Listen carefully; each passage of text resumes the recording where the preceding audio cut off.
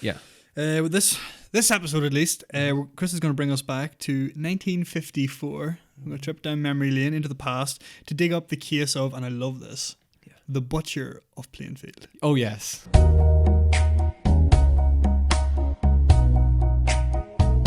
you happy with your intro? Yeah. I'm on episode 95 still. Oh, yeah. Not bad. I'm happy with the intro. Okay. Hello, everybody, and welcome to the Empty Promise podcast. My name is Chris, and on this day, you join me and my best friend James D. Downey in the whole wide world as we uncover episode 96 of the podcast. Hello, D. This is why I shouldn't have a laptop open in front of me, D. Just on this day, it's just glaring at me, and I'm like, what? Nearly 100 episodes in.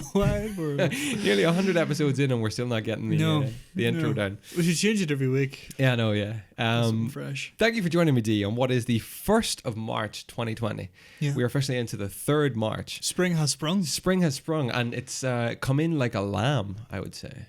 Well, or is that in like a lion? It's in like, it's a storm. Well, it depends. You consider today stormy? I think it looks quite nice. No, today's gorgeous out there. The last time we said it looks quite nice, it started snowing. It just beat against the window, podcast, but the old saying is in like a lion, out like a lamb. It's in like a lamb, out like a lamb. Exactly. Or vice versa, I suppose. So I'm hoping that today it stays nice and calm. I'm hoping the opposite. So so it goes out like a. Yeah. You're thinking ahead of the game. Yeah. Have you any plans for the end of March? Something? No, I do now. Okay. Yeah, you should definitely plan ahead. This is episode 96 of the podcast, D. 44 away from the big 100. Exactly. Which is kind of scary. Yeah. With this episode at least, Chris is going to bring us back to 1954. We're going to trip down memory lane into the past to dig up the case of, and I love this, the butcher of Plainfield. Oh, yes. That just sounds... Yeah, it does, yeah. It sounds good. It sounds like it should have a Netflix special. I'm surprised it doesn't, you know? I mean... it's a pretty big case. I know some people at Netflix. So. I know some guys. Yeah. I know people who know people who know people at Netflix, so... But before all that, we're going to take a look at the news, including the ever-growing coronavirus epidemic. It's getting a bit out of control at this point. It's starting to get people concerned, Chris, including myself. Yeah? Yeah, I'm starting to pay attention to things now. Okay. Also, there's another storm. Yeah. So every week, basically, since Christmas, there's been a storm. Is this Storm George or Storm Jorge? Jorge. No, I don't know. George. I thought that it was weird that we didn't go to G for George, which is weird. We went to J for George. J is a weird way to spell George. I don't know what's going on with it, Chris. I think they're just looking for weird names at this point. I think so, yeah. But yeah, it's kind of, I think it's past at this point. Yeah. But it's gone. We got the tail end of it, I think. Know. The west coast of Ireland, though, definitely got hit. Did it get hit? It got hit bad. It got blasted. We'll talk about more of that in the news. And finally, we're going to have our weekly dose of Nick Cage news. Oh, I love some cagey news on the podcast. We keep up with Nick Cage on this podcast. We're not dedicated to Nick Cage, but we are very heavily invested in him. We're not affiliated by associated with. We don't condone any of the things he says or does. He would be the type of guy, though, I believe, if he found this podcast. He might give us a little shout out. He might. In one of his movies. We should tweet him afterwards. Oh, we could. If he's on Twitter. Yeah, we could. Yeah, keeping up with all things Nick Cage. Yeah. We love him here. I have a bit on this day for you, D. Perfect. Bit on this day. Let me see. Let's jump back to 1642. Oh, great year. Where Georgiana, which is York, in Maine, becomes the first incorporated American city. 1780, Pennsylvania becomes the first U.S. state to abolish slavery. What year? 1780. For newborns only. Oh, right. So any newborns born in 1780. So you couldn't be born a slave? No. Oh, there you go. 1847, Michigan becomes the first English-speaking jurisdiction to abolish the death penalty, except for treason against the state. Because that's too severe. Do you know you can still get the fire? You can still be put to death by firing squad if you kill the queen. Is that right? Yeah, queen, or I think it could be member of the royal family. It's there. It hasn't been abolished as such. Oh, it's just kind of. It's unlikely to happen. Yeah, it's unlikely, but you can still be put to death. Yeah, so you keep that in mind. 1869, the U.S. postage stamps showing scenes issued for the first time. These pictorials showed a post horse and rider a locomotive, a shield, an eagle, and a ship, the Adriatic. The Adriatic. Yeah. That sounds like a famous ship, the Adriatic. I've got a bit about a famous ship here, actually. Okay. But in 1872, Yellowstone becomes the world's first national park. Yellowstone in California, I think. Yeah. And in 1954, the US explodes Castle Bravo, which is a 15 megaton hydrogen bomb at Bikini Atoll, which accidentally became the most powerful nuclear device ever detonated by the US. Really? Yeah. Did you ever hear? Is that underwater they did that? Yeah. Did you ever hear the conspiracy surrounding SpongeBob SquarePants? Oh yeah, That's why all these things are fucking, alive. Yeah, is because of the nuclear bomb. Yeah, the fallout from this bomb. That's the word. It took me a while. 1975, color television transmission begins in Australia. In music, Pink Floyd released their album, The Dark Side of the Moon, very famous album. Which Have you is ever listened to that album? No, I have not. Neither no. have I. It sold over 45 million Yeah, copies. it's insanely popular, but I've just never heard it like at all. But this, sorry, in case you want, just before I get onto the ship news, some birthdays. The ship news. Glenn Miller, you know the composer Glenn Miller, does some of the music for in Fallout 3. He sounds familiar, but I can't his recall. birthday today is Justin Bieber's birthday. Oh, excellent. Dr. Seuss. Dr. Seuss. Yeah, his That's birthday good. today, and Mikhail Gorbachev. Mikhail Gorbachev. Yeah, I have been reading up on him a little bit. Have you? In the past week? Yes, I'll explain Oh, that okay. later in the podcast. Do you know what was interesting as well? Is yesterday was the 29th of February, so a lot of people were having their only birthday for 4 My years. auntie, for one. There you My go. auntie Tanya celebrated her 6th birthday. Ah, very good. She's actually like 30 something. Yeah. But there you go. Well, you should be able to work that math out pretty easily, Chris. 6 4s. Oh yeah, 24. No, is that I right? don't know. I don't know. I guess I don't even know. Yeah. Okay, no, she's obviously older than that. Maybe it wasn't her 6th birthday. Maybe it was like her 8th or 9th birthday. Okay, it doesn't matter. Anyway, would you believe, D? On this day, 1854, the SS City of Glasgow leaves Liverpool Harbour with approximately 480 passengers and crew. She was never seen again. Just never seen again. It's like the Malaysian flight of 19 whatever Of year that was. 1854. 1854. Fuck. Isn't that crazy? I suppose in 1854 that kind of makes sense though. But 480 people never seen again. Leaves Liverpool. Where were they going? I don't know. Glasgow. They leave the Liverpool harbour, so who knows where they were going? They would have had to pass back either under Ireland, surely, Yeah. or down. Maybe they went like down But Mediterranean. maybe they got like well into the Atlantic and then they just sunk. Whoa, Icebergs or some shit like Jesus. that. That's scary. Boats used to petrify me Yeah. after watching the Titanic. I mean, It's like boats Titanic sink. 2 was on Sky yesterday. Titanic 2. Yeah. It's a real thing. And last weekend, some of my family actually watched part of it, and it was one of these. How do I even put it? Like everybody gets on board a boat and it starts to sink again, and the underlying message It's is happening again. that's it. Surely they knew this was going to happen again. Hits an Right. iceberg. It's the same story. It's Titanic 2. Swear to God. Titanic 2. Mm-hmm. It's like these films that you just can't believe exist, like Titanic 2 and Passion of the Christ 2. Yeah. Like Yeah. both of those are, well, it's going to be real soon. Passion of the Christ 2 is going to be a real thing. Yeah. Yeah. I'm glad it is though. Yeah. I mean, they're going to have to change the name surely. I mean, no, I It's don't not know. really celebrating the passion much more. But why is the passion? The passion is his suffering. The passion was the suffering, so it ended on Good Friday. You know? Maybe, but maybe this is like it's like I don't know because I don't really know the religious themes of it all. Mm. But like maybe the passion is talking about the whole Well, I the whole suppose journey from It would maybe be the passion of the apostles, but that doesn't really make sense. No, Or the they- disciples, the they get passion. persecuted, don't they? Yeah, oh yeah, yeah. A lot of them put to death. And Maybe it's like Christ as in like not the man but the Christianity. yeah. Oh, okay, Yeah. maybe. Now we're thinking. Yeah, now we we're got thinking. themes, we got Oh motifs, yeah. yeah. Overarching yeah. things. Yeah. Yeah. But yeah. My brain's not functioning montage this in morning at one. all today, D. Yeah, I know how you feel actually. Yeah, big time. Yeah, that's all the on this day I have Yeah, time for okay. this week. Before we break into the stuff. news, let me say that you can find the video version of this podcast over at youtube.com/emptypromisepodcast if you want to watch the podcast. If you want to take us with you on the go, you can find this podcast on any podcast hosting service. Just search for Empty Promise Podcast. Take us with you on the go. You can get in contact with us through any of our social media sites, Facebook, Instagram, or Twitter. Just search for the handle Empty Promise Podcast.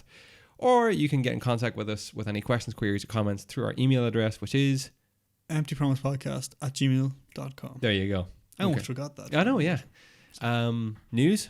First of all, I want to give a shout out, Chris. Oh, ho, ho. I'm so glad. We got Kept listeners that on this quiet. show. Michelle Griffin, if you're listening or watching, hello. Thank you very much. Okay, someone you know got This in is contact with us? Laura's sister. Oh, fantastic. Got in contact? She found out that I'm on a podcast, so I'm basically a celebrity. Well, you are a celebrity. You're the local Belfast celebrity. Yeah. I'm not. In Belfast, I am so insignificant, Chris. It's like we country boys have no idea. No, it's I know. like, oh well, but yeah. Hopefully you're listening. Otherwise, this is very embarrassing for me. Yeah. I mean, hopefully. But thank you. That's if you awesome. Are. Yeah, thank you for watching. Thank you for tuning in. Yeah, tell all your friends. Yeah, absolutely. Yeah. We need the likes. Word of mouth. Word of mouth. We have a goal to reach. There's a goal on that board that we got to hit by the end were of the year. very ambitious. It's still gonna happen. I believe. I believe. Yeah. I have a bit of faith. We got some new equipment coming, and we got things in the background. It's a work in progress. Things are playing out. Cogs are moving. Don't worry about us. Don't worry about us. Let us worry about us. Mm-hmm. We're in so much trouble. I know. News. That's what we're going to do. Mm-hmm. Shall I kick it off then? So yeah, you kick it off. I think the biggest news, Chris, is that we're all going to die from coronavirus. Yeah, it looks that way. Essentially, in about a week. We should probably at the latest estimates. But it is kind of scary. That's kind of not scary, but like I'm definitely more aware of it. I'm paying attention to it. Same. I have hand sanitizer in my pocket, right? Yeah. Good. But it's like, I think it's not. The reality of it is, it's not like a killer. It's not like it's going to come infect you and you're going to die. It's like 2% kill rate, which is still like really, really high. It's a lot for the vast majority of the population. Yeah. You play that 7 billion people. The globe. Yeah, that's a lot of people going to die. But when you think of it as a personal level, if I get coronavirus, I have a 2% chance of dying. Mm-hmm. You have a 98% chance of making it. Yeah. So you probably feel okay. Yeah. But that changes. That all changes, of course, if you're from a country which has like poor or lower like health standards. Yeah. That decreases your risk of survival and stuff like that. Of course, yeah. So like, I mean, on like a human scale, on a global scale, like it's definitely something to be worried about. Yeah. Yeah, and it's spreading, and it's in Northern Ireland got its first confirmed case a couple of days ago. Republic of Ireland got its first confirmed case last night. Did they? Yeah. Wow. Republic of Ireland has one too. Wow. Somewhere, all they've said is somewhere in the east of Ireland. Okay. Really narrows it down. So I'm assuming Dublin. Gonna have to say Dublin. Dublin, yeah. It's the biggest coming in from population flights centre. and stuff like that. My sister's actually flying home today from Aberystwyth in Wales, and she says that she's been there with students and all that have come from Italy. Now, Italy, the north of Italy, was on severe lockdown. Yeah. Now, these guys were from the south, so... That's it. There was a fella from work who came back from Rome. Really? He's working from home for the next 2 weeks. Wow. For the next week now. Wow. Yeah. I mean, people are being cautious, but like sensibly cautious. Yeah. Like there's a reason you have for it. to be, yeah. But yeah, it's also not like kind of... It's not like a plague that just sweeps over. Like if someone who's coronavirus is like on a plane, it's not like the entire plane is affected. No. Like they're saying realistically maybe 2 to 3 people is who would get infected. Yeah. People sitting beside them. So like, I mean, it's not something to kind of make you go and just like, I mean, everyone's... Batten down the hatches. Exactly. Like, I mean... Stock up on bread. Bread and milk, just clear the shelves. Not really at that point. No. And hopefully we'll never get to that point. That's it, But like, I think the message is just be sensible. Be sensible, yeah. If you wash your hands, use tissues. Yeah. Don't sneeze and cough into people's faces. Yeah. Or try to avoid it to the best of your ability. If you're feeling unwell, don't go into work. Stuff like that. Yeah, and a lot of people are kind of not joking about it, but almost like I'm a little unwell. Oh, it must be the corona. The kind of mentality. Yeah. But it's not something to be taken lightly at the minute. That's it. I think if you do feel unwell, stay the fuck at home. That's it. Just be cautious about it. Yeah, exactly. I mean, most employers are going to be like, that makes total sense. If you told them I'm not feeling well, they'll say don't come in. Yeah. That's probably the advice you'd get. Yeah. Yeah, but it's pretty interesting. Like it's all really kicking off. It seemed like for me anyway, it was like, it grew. It was like, the coronavirus is coming, it's coming. And then it kind of tapered off for a bit. And people were like, well, actually, it seems like it's only happening in China. And then when that like outbreak, we'll say, in Italy happened, people really got worried. Yeah, because then you, hang on, this is spreading to other places. Italy is just over the road there. Just up top of the road. You know what I mean? Like, yeah. And then it's like Italy obviously borders a lot of countries, Germany and Switzerland and all that. Yeah. It's like, okay, so I know. they can start spreading now. Have they got a cure for it yet? No. I don't think so, no. No. I think it's difficult. So what the hell? How do they treat it as such? I think it's just kind of like treat you as if you have the flu. Oh, right. You know, okay. like keep you isolated, keep you hydrated, all that stuff, you know. Yeah, okay. Up your fluids and stuff like Bed that. 'Cause rest. that's essentially what it is. It's like a bad flu. Yeah. Quite a bad flu. If you're like, what's the word? Immunocompromised. Yeah. You know, if you have like something, a weak immune system or whatever, Yeah. that's particularly bad because it's really going to, you know, It's affect gonna you. attack you. Yeah. Yeah. Of And, course. you know, and people will die from it. Yeah. So, Yeah. yeah, it's scary, like, you know. You It think is. about Yeah. It's the biggest thing we've seen since like foot and mouth. I'd say. I don't know. Well, they say SARS. With SARS, but we weren't really too. We we weren't were too too young affected for by it. SARS, were we? I don't know. Like, did it even hit here? Bird flu, the avian flu, Swine flu was the last. Swine. Swine flu was the last big one. and But they say like it wasn't. This is way worse than swine flu in Right, terms of okay. numbers. Like, yeah. We get relatively untouched by this kind of stuff. we're quite isolated though. We are an island, Yeah. but because we're quite of like basically we're an English speaking country. Mm-hmm. We get a lot of traffic, Yeah. you know, and Yeah. that's obviously shown because now there's a case in Dublin. Well, there's a case in the South Republic and there's a case in the North.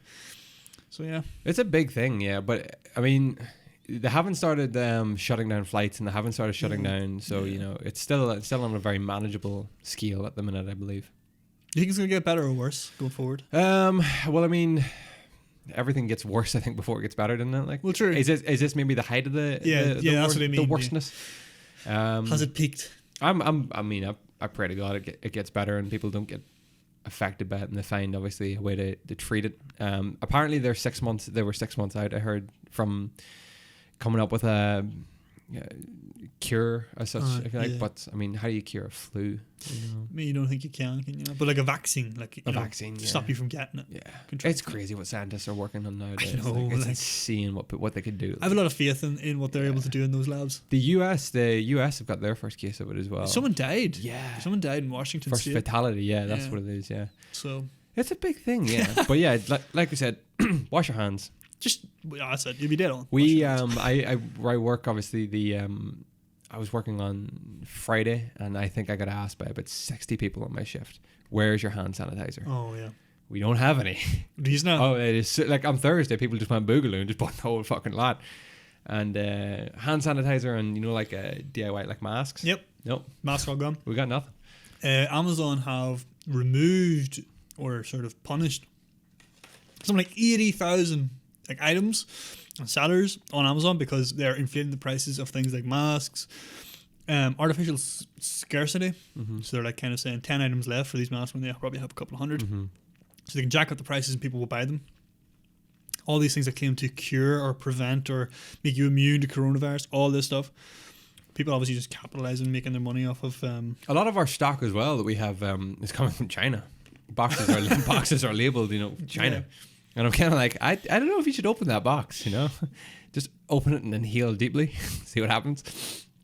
It's like the Simpsons, he opens up the box and the virus breaks out and just fucking like spreads. That's what it reminds me of. But What's it? I think China is like obviously it's still the absolute worst in China, but see parts of China have it like pretty much under control now. yeah, Like and now so they are it's- coming full circle. Yeah, Yeah, was it Apple? I think Apple have reopened their Chinese factories or they've like continued production because they're satisfied that like they have it under control. okay, good. Well, there you Maybe go. that's a mistake. Maybe they shouldn't. Maybe that'll kick off like another bout of this, but Yeah. hopefully not.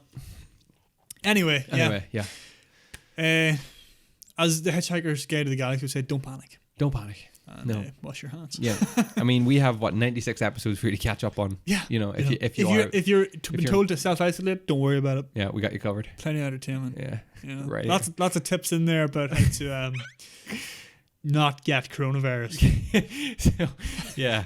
So Start at episode 1, work your way up. Yeah, You'll know all about yeah. it. You'll be fine. You'll be a pro at this. I got a bit of news for you, D. No Time to Die. The latest James Bond movie. Yep. Sorry about jumping in for No Time to Die after the coronavirus. Seems pretty morbid. But No Time to Die, the latest James Bond flick, is the longest Oh yes, I heard James this. Bond movie ever, it seems.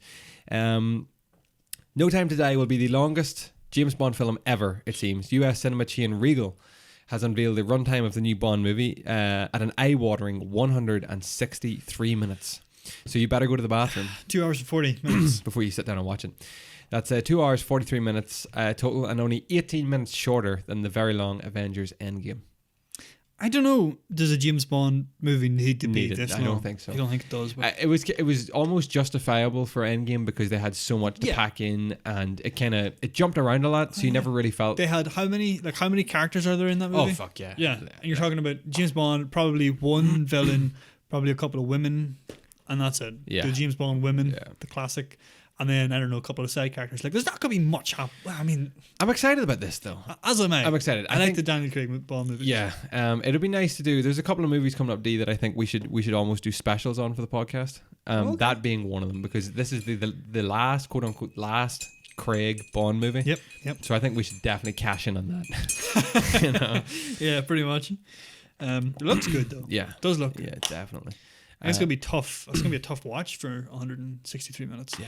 But unless they keep it like action packed. That's it. Which is hard to do, I think, without making it kind of, because it has to have some kind of story. I would like to direct you to Mission Impossible.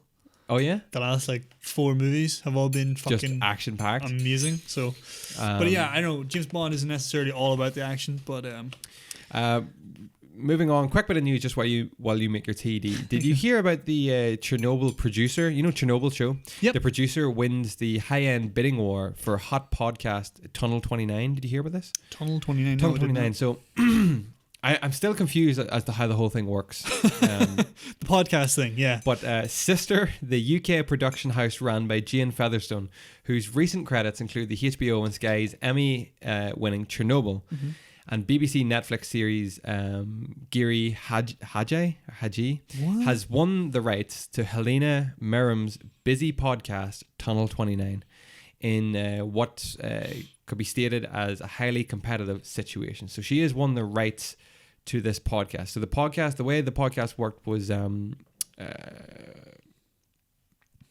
it was a series chronicling a story. The remarkable true story, which is I looked into this, right? And this is something we have to do for Fantastic Human Feats. This is unbelievable. It's the remarkable true story of a group of students who dug a tunnel from West to East Germany underneath the Berlin Wall to help people escape the communist regime. Amazing. They've won the rights to this. This producer's won the rights, so we can expect to see maybe production going ahead with their next series. They're going to make a. That's so weird. They're going to make a show out of a podcast that is detailing a story. So it's weird. They actually have to pay, so they have to get the rights to make the show, even though they're going to base it on the same story that the podcast did. Yeah, so mad. I know. So many loops to kind of jump through. Yeah. But yeah, it's a very short piece of news. There's not much released on it yet, but Chernobyl. Have you watched Chernobyl? No. Have you? We watched it this week. It's part of what I did this week. Oh, fantastic. It is. Do you want to wait and get to it, or do you want I to will. tell me? Okay. I will, but I will say that I'm very excited about that. Oh, after Chernobyl? Yeah. Okay, excellent. Fuck. Okay, good. Good. You got another bit, or do you want me to go? Bring us back to disaster, Chris. After Jesus. that, a short intermission. Another storm battering the country up and down, left and right. Fucking sick of this storm shit. Just come on, and it's always the weekend. What the fuck is that about? Pardon my French. Yeah, it's coming in. It's like next weekend. Expect to see storm. Storm Kieran raging. What is this? What are these storms doing during the week? I know, building. I don't understand. How is it so regular on the weekend? But anyway, it's Storm George with a J because I think why it's not? Jorge. I'm calling it Jorge. It should be Jorge, shouldn't it? Because Jorge Garcia. If it was George, it would have been G. Yeah. I don't know. It's a storm. I have written down here. I don't know what I was trying to write, but what does that look like to you? That word right there. Yeah, I don't know what. Big C bomb. Big C bomb.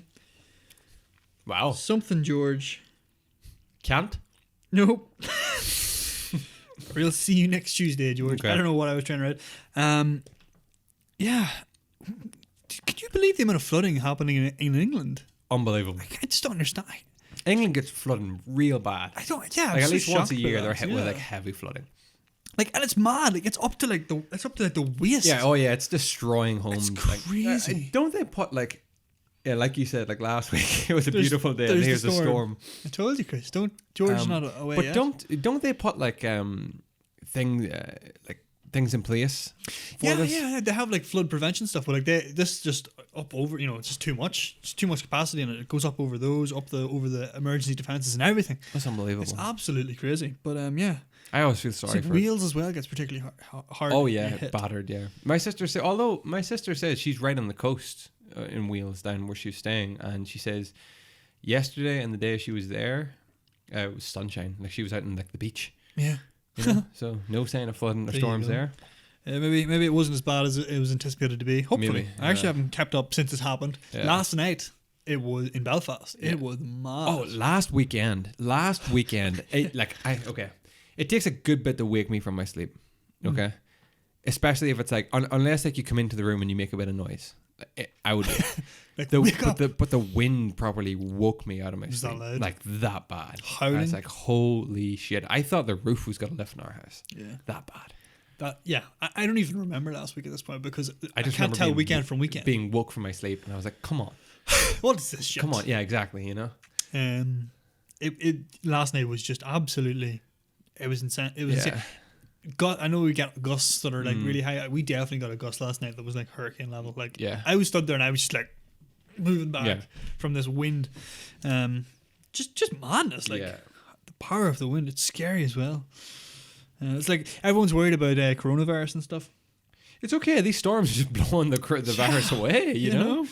No one's gonna come here whenever you can't land a fucking plane. Did you ever hear? This is just a little bit off, but that like all these viruses and things that kind of hit the earth are like are basically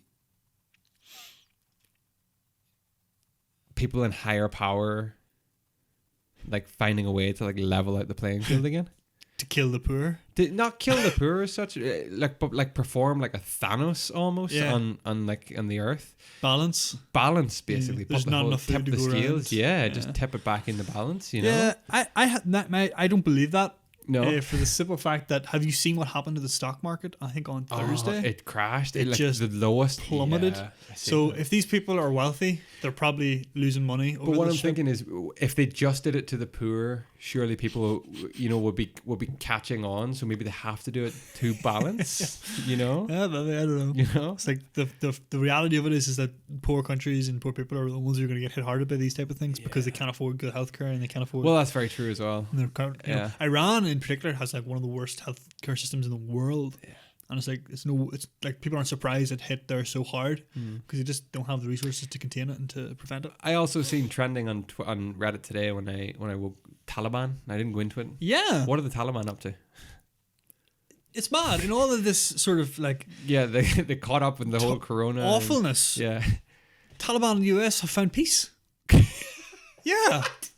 Are you serious? Maybe they're afraid of what coronavirus is going to do. Yeah, the 18-year Afghan war, I think it's called, between the United States and the Taliban. They've reached terms. So now Donald Trump becomes a peacetime president.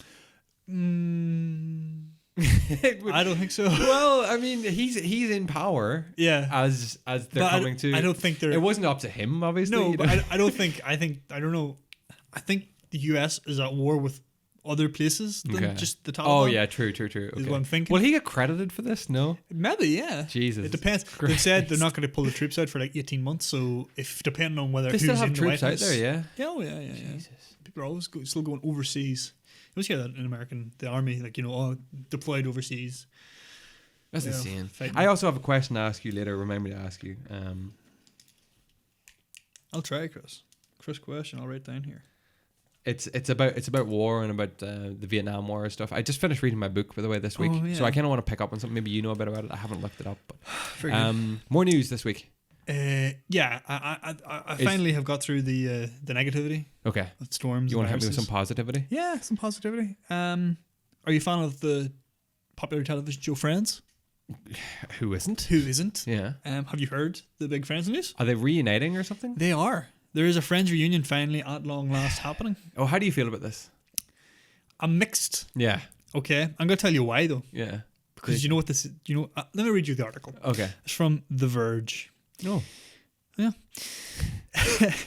It's the one where the gang gets back together. Is it just one episode? One episode, and it all reportedly cost $3 million for each main cast member. $3 million.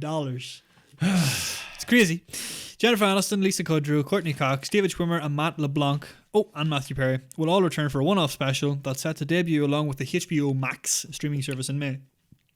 The cast will earn more than double their former per-episode fee for the reunion and be paid between $2.5 million and $3 million for the special, according to The Hollywood Reporter, based on anonymous sources. Now, this is where it kind of annoys me. They've described this show as a unscripted special. So it's a reunion, but not necessarily another episode of Friends.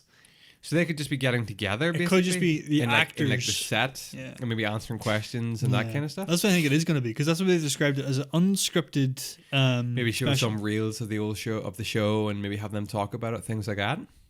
Oh. Pretty much. Or unscripted, that they're just going to make something up? Maybe. Improv. Cool. That would be a bit mad. Bananas. The improv special of Friends, 25 years after it ended. Or not 25 years. Is it 25 years? Yeah, it is 25 years, yeah. After it ended? Yeah. No. 2005, yeah. 2004, 2005. Yeah, that can't be 25 years. No, because we are. 15 we years. Are, 15 years. Jesus Christ, you scared Sorry, me. Chris. I was like, I old. watched that episode. Yeah. So did I. I was there. Man. I'm a fan of Friends, yeah. It's like the easiest show to kind of just tune in and out of. Yeah, you know? just to have on in the background. Yeah. Big fan of myself.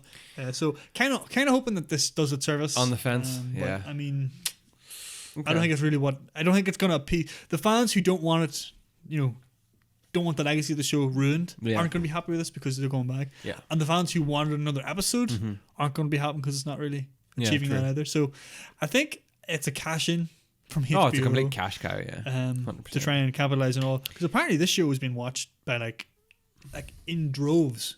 Still. By the young, not by our generation, by like younger generation. Yeah, by like the teenagers of today watch this show and can relate to it. Like, so it's pretty, it's obviously a sensation in that respect that has kept relevant. Its legacy has lasted, yeah. Wow. But yeah, the Friends reunion is at long last happening. Good. Okay. Good for those guys. I have a piece of news, D, but my last piece of news is more gonna delve into your Nick Cage news. So I'm gonna wait until you get to it then. Okay. I only got one other piece of news. Okay. It's about Apple. Oh. Have you heard this? No. This is so funny. I'll get the article up here. I had a dream. You had a dream about Apple? I just kind of had like a deja vu moment. I'm not too sure what. It's coming back to me. Have we sat at this table and done a podcast before?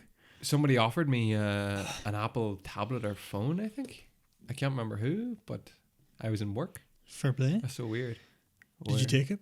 In the dream? I don't know. Or in That's reality? just that you said that. Do you have an Apple? That kind of thing on my mind.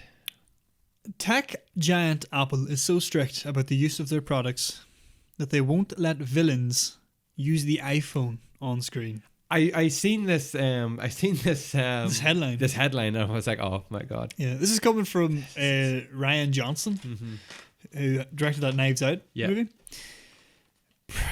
Basically, he says that they let you use iPhones in their movies, but, and this is very pivotal, if you're ever watching a mystery movie, bad guys cannot have iPhones on camera. So if you're watching another sort of whodunit movie and one of the people is using an iPhone, that's not your bad guy. Can't be associated with bad guys. Yeah, that's insane though. Like, that's mad. The lengths that they would go to. What if it's like bad guy becomes good guy? Like redeemed? Yeah, I suppose. What's a movie like that? Fucking Star Wars at the very end. Oh yeah. What if he is an iPhone? I don't know. That's strange. Like, there's other examples of this. Brand tracker concave. Have you heard of those? No. No, neither have I. Oh, sorry, no, that is concave named Apple, the top product placed products in television in 2018. Kiefer Sutherland drama 24 showed good guys using Macs and bad guys using Windows PCs back in 2002. No way. Big Little Lies was full of Apple products, as was political thriller House of Cards. But those weren't good guys in No. House of Cards. That's No. interesting. Mm. I wonder is he using That's what I Android? mean. Like, where do you draw Yeah. the line on who's good and who's bad? Oh, I gotta get me a new stool.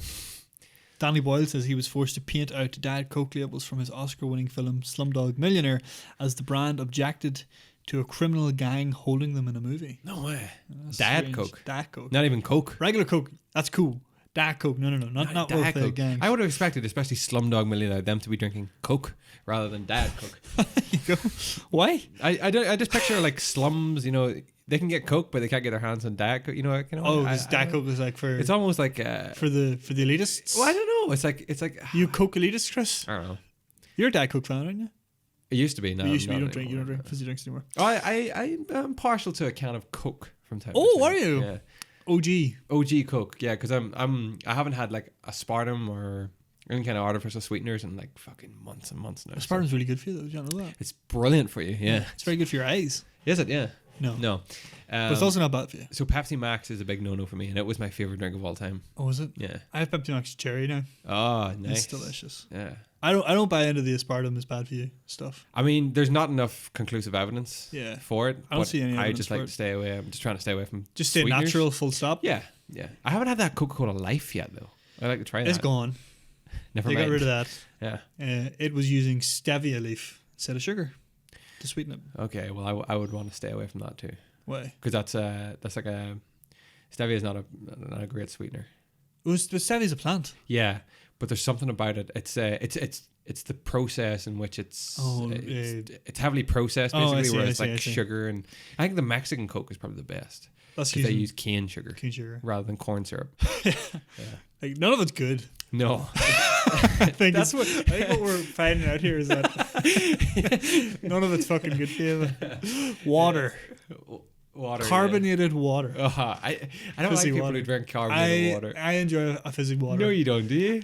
When it's hot outside and you need something to really like, quench your thirst, Water. water's good, right? But carbonated water gets that, it kind of like it tickles your throat all the way down. Oh, It God, really no, I can't have carbonated feels like you water. get full coverage of your mouth. Yeah, but then you're just left with like a big bloated belly. I don't mind that though. Oh, Same I drinking do. Coke, isn't it? It's not. Anyway, that's a massive segue, or Yeah. not segue, tangent that Yeah. we've just drawn. Sorry. Finally, it was also revealed that Mercedes were happy for their cars to be driven in the same Slumdog Millionaire movie, but drew a line at them appearing in the slums, which I think is kind of a scummy thing from Mercedes. What if they're chasing a guy in a car and he runs into the slums like, whoa, we can't go in Whoa, there. get out! Get out. Get into that Ford! We'll chase him on foot, but the road's empty. It's like, yeah, I don't like that. It's like, oh, I don't want our Mercedes Benz to be related with slums. I don't think. That's kind of a dick move, Mercedes. I mean, they're driving their cars around like. Okay, yeah, Vietnam wouldn't be a poorer country, I guess, but this there's year, definitely poor regions. well, this year they're driving around Vietnam in the Formula One. Is that right? That's it. See, it's like I don't know. Yeah. That's product placement for you, though. They Yeah. want to have their brand represented in the correct light. That's insane. I wonder, is there anything illegal about us, like just taking like an iPhone and being like, we're terrorists? iPhone. Yeah. Oh yeah, making like Yeah. a short video. Yeah. Oh, probably. Probably not call ourselves terrorists. It's Okay, probably yeah. not good No, to do it that. wouldn't be a good thing. No. But like do something, Yeah. just get lots of negative publicity for the iPhone. Is it illegal for us to do that? I mean, chances are, like when all these like hostage videos are being filmed in like a cave in Iraq, it's probably on an iPhone. Well, it'd be so funny. You know, like whenever you like tweet from an iPhone, it says tweeted Tweet from from iPhone. iPhone, And it's yeah. just like, like, give Yeah. us $1,000 or we'll kill this person. And it's just like, tweet from iPhone. From iPhone, Yeah. yeah. They've got no comeback from that. Recorded on now. iPhone. Yeah. That's quite funny, actually. Yeah. Not funny, obviously terrible. But anyway, I get you. our final piece of news, Yes. which we both kind of we're going to talk about, is our weekly Nick Cage update.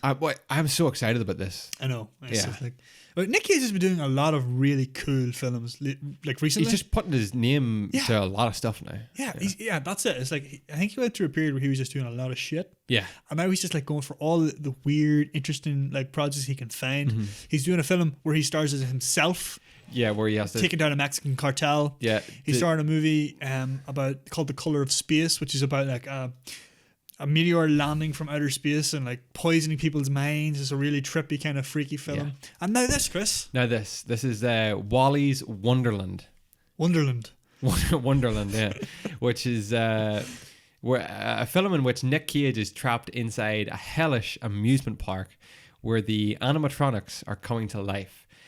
Seriously, strongly derived from none other than Five Nights at Freddy's, that whole theme, where the janitor of a pizza, the night watchman or / janitor of a pizza place, basically on the night shift, is attacked by animatronics who come to life after dark. So basically, like, I mean, it is that concept, except done in a it's like a carnival kind of like a theme park type place instead. Director Kevin Lewis has said that quote, I see this movie as Peel Rider versus killer clowns from outer space. What's not to like with that? But he said there was only one man for the job in this. Yeah. And no animatronics have been shown. There's just a single still image, I think, of Nick Cage been shown where he's sporting like a beard. Yeah. You have the same image as me, where he's sporting a beard, looking at like a door, standing at a door. He looks pretty cool. Like I just think this could be awesome. I think it just suits him too. This could be a fucking awesome movie. I wonder what age they'll make it for. That's the big thing. I'm hoping R-rated. I'm hoping they go all out. At least 15s here. Yeah, that would be excellent. I love Five Nights. I love everything about Five Nights. Just the whole like lure and mystery. Not even lore. Sorry, behind Five Nights. I read the books and all. Chris. And it's surprisingly believable. Yeah. I'm just scrolling down to the bottom of the article here, and like just to talk about the films that Nick Cage has been taking up recently. Yeah. Just want to hear like a quick sample. Oh, please. Nicolas Cage will star in the martial arts sci-fi action film Jiu-Jitsu. Okay. As a samurai ninja fucking. It looks like a post-apocalyptic. Brilliant Samurai film. That's all we need. He's going to take on a ship full of killer animals in a new film called Primal. Brilliant. That's another Nick Cage movie for you. Starring in Color Out of Space, we already talked about. Nicolas Cage will track down his kidnapped pig in a new film called Pig. Nicolas Cage will spend the night in Nightmare's amusement park, Wally's Wonderland, and he will play himself as Nick Cage in the unbearable weight. He's got a lot coming up. This is insane. I'm just scrolling down. It's just Nick Cage. What are the chances that all these characters are going to be like more or less the same person? It's going to be. It's going to be Nick Cage. Yeah, he always plays himself. Nick Cage plays Nick Cage. Yeah, which is always good brilliant to see. Dude, that was some lovely news this week. That was apart from the coronavirus. Apart from that, yeah, but it's always keep it topical. Yeah, and we finished on some Nick Cage, which is always good. That's it. You had some uplifting. Oh, the wholesome news I had was that a baboon on a way to a vasectomy actually escaped with 2 female companions in Sydney. Oh my god! So he escaped his vasectomy and ran rampage. Ran amok with in the hospital grounds in New South Wales. The lock had failed on a truck, the crate transporting the 15-year-old male and 2 female baboons just as they arrived at the Royal Prince Alfred Hospital in Sydney Tuesday afternoon. The 3 baboons decided to take a bit of a look around the RPA grounds. They didn't know what to do, nor did the people around them. A video obtained shows the trio running alongside parked cars as stunned people looked on. That's really all there is to it. Yeah. Chimpanzee escaped the zoo. Escaped his vasectomy. The mischievous trio was not at the hospital for research purposes, but the male baboon could have a vasectomy to live out the rest of his life, quote, quietly and peacefully with the rest of his troop in the suburb of Wallacea. The Herald reported. I'm assuming that's somewhere in good for him. Australia. Yeah, that's nice. That's nice news. It's good for the chimps. A couple of things I want to clear up, D, just before we jump into main topic this week. You asked me last week what the Parma Violet was. Yep. Well, I have here the definition of Parma Violet: a sweet violet, widely cultivated for its pale lavender, sweet-scented, fully double flowers, or Parma Violet, a moderate violet that is bluer and lighter than a damson, bluer and paler than Roman purple, and paler and slightly redder than prelate. So it's all to do with the colour. So Parma is the colour. Parma Violet. There you go. That's not a flower.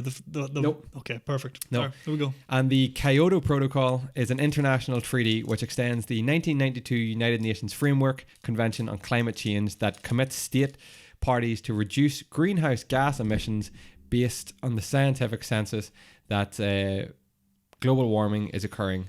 And there's another part to that, but I'm not going to read on. Kyoto Protocol came up in last week's episode. That's exactly it. And you asked me to do a little Homework experiment last week. Remember, I closed my eyes to see if I was aphantasia. If you had aphantasia, yeah. Sorry. Now, I don't have an experiment for you this week, but I do have this to kind of the question about. Have you ever heard of the Bader-Meinhof phenomenon? Oh.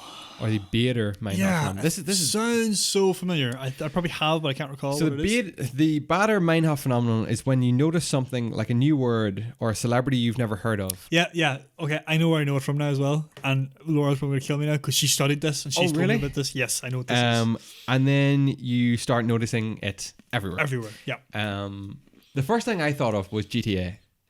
You know, whenever you like in GTA when you're playing and you come across like a really like awesome unique car, and then you start driving that car, and suddenly all the cars around you are that car. Yeah. Well, that is a case of the Bader-Meinhof phenomenon. You probably noticed it when you got your car. Yeah. Oh, 100%. I never really see these cars on the road, and then as soon as you had one yourself, I started noticing it. Yeah. It's also called the frequency bias or illusion. Yeah. Is the seeming appearance of newly learned or paid attention to concept in unexpected places. It's secondary information becoming primary information, so your mind pays more attention to it. There we go. Yeah. That's a great way of putting it. Yeah. Laura explained that to me like years ago. Wow. Yeah. And whenever I told her about the Mandela effect that we were talking about, she was like, I told you about this before. And I'm like, no, you didn't. She's like, I did. Fucking. That's the Mandela effect right there. Like, the Bader-Meinhof thing. And I was like, oh, yeah, it's kind of the same, but it's kind of different. That's awesome, that. Yeah. Because the difference between it and the Mandela effect is the Mandela effect is something that's not true. Yeah. No. Yeah. The Bader-Meinhof is you're noticing things that you never noticed before, but were always there. Yeah. Mandela effect is you're making things to up, be be there that were never there. Because everyone else believes them. We'll cover the Mandela effect soon enough, I think. Yeah. It'll be after episode 100, I know that, but 101. Stick around for that. Stick around for a note from our sponsors. I wish. Before we get into the main topic this week, Dee, to everybody listening, hello and welcome. If you made it this far, perhaps you're willing to go a little further. What's that in? Satuantanejo. If you Shawshank. Yeah, Shawshank. Yeah, I was thinking Lost there. I don't know why. And give us a follow on YouTube. If you don't follow us, just search for the Empty Promise podcast, where you'll find the video version of this podcast. And follow and listen to us on the go wherever you may be on any podcast hosting service. All the best. If you can give us a rating on any service that you listen to us on, thumbs up, that would be fantastic. 5 stars or 3 stars or heck, even 1 star. Otherwise, just thanks for following us and thanks for finding this podcast, and we hope it finds you well. If you've been drawn in by the name of this podcast, well, sit tight, because I'm about to take you on the ride of your life. Of your life, as we investigate the what do I call it? The butcher of Plainfield. So before we get into this, Dee, do you know anything about this? No, I do not. When I mention the name, you might know the name, which is heavily influenced a lot of horror shows over the year, horror movies over the year. Basically, the way I'm going to do it is I'm going to get into a bit about the actual person, their growing up, their life, what they actually did later in life, and then I'll wrap it up. I'm going to keep it short and sweet, but enough to tantalize you. That's good. Yeah. Okay, so the Butcher of Plainfield, also known as Ed Gein. Yep, I know what it is. Do you know this person? Happy days. Okay. Well, not happy days, but I'm still going to bring you the story. Okay. Very, very sad days. Yes. Mr. Ed Gein. Ed Gein.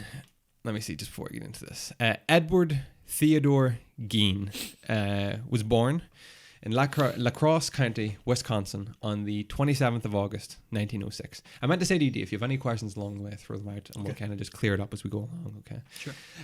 He was the second of 2 boys of George Philip Gein and Augusta Winmine Gein. Gein had an elder brother, Henry George Gein, also. Augusta, who was the mother, hated her husband, who was an alcoholic. He was unable to keep a job, and he had worked at various times as a carpenter, a tanner, and an insurance salesman. George owned a local grocery shop for a few years, but sold the business, and the family left the city to live in isolation on a 155-acre farm in the town of Plainfield, County, Wisconsin. which became the Gein family's permanent residence. 150 acres. 155 acres. Is that massive? 63 hectares. Yeah, that is. So, like, I hate when people. Like, who decided hectares and acres? I know. It's Yeah, like, I know. Oh, how much is 155 acres? Oh, it's about 65 hectares. Right. Very good. How much is 63 hectares? Oh, it's about 155 acres. Oh, that is an enormous. That's big, plot of right? land. Yeah, yeah. So nobody about them. So it's a very isolated farm. Augusta took advantage of the farm's isolation by turning away outsiders who could have influenced her sons. She was very, very mothering, very protective of the two boys. Edward left the farm only to attend school. Outside of school, he spent most of his time doing chores on the farm. Augusta was a fervently religious woman and nominally Lutheran, so she came from the Lutheran background. Yeah. What is Lutheran? Just before do you know what Lutheran is? I do not. No. Okay. I think Martin Luther was the guy. Yeah. Martin Luther King. No.